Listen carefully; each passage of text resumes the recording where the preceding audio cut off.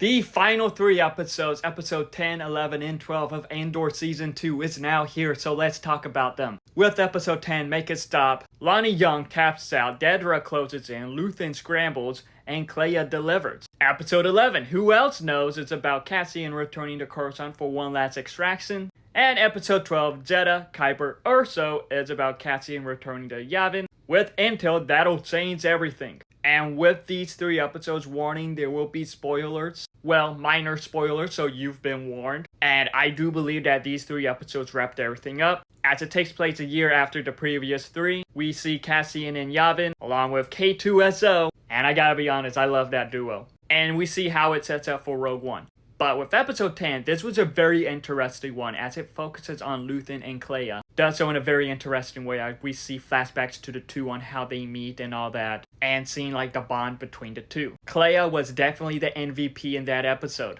But with this episode, we do see a bit more of the Empire, how they are, and they are pretty ruthless, even with their own. Then with episode 11, we see Cassian going to help them out. Like with this episode, I have to admit, we do get great K2SO moment. We see how strict the rebellion can be, and once again, we see how the Empire can be with their own. Then with episode 12, the wrap up to the season leading to Rogue One. Feels like we get a little bit of a darker side to the rebellion. Bit of a stricter side that we see in Rebels, where it is like they are scared to attack. They are scared to do stuff. We do see that side of the rebellion in this, as they don't know what to believe. And with this episode, we do get Mon Mothma, Bail Organa. We do see other characters from Rogue One, even if they had a small role. And that was great to see. It is great to see how this episode connected to Rogue One. And by the end of it, we do see what happens to some of the characters. And the ending of it was pretty satisfying, I will admit that. Like with these three episodes, I will admit they are not as good as the previous three were with the Gorman Massacre storyline, because those three episodes were phenomenal. But with these three episodes, they were still really good. I do believe that it showed how important Cassian was to the rebellion. We got great Cassian and K2SO moments in these episodes, and we do get a very interesting story with Clea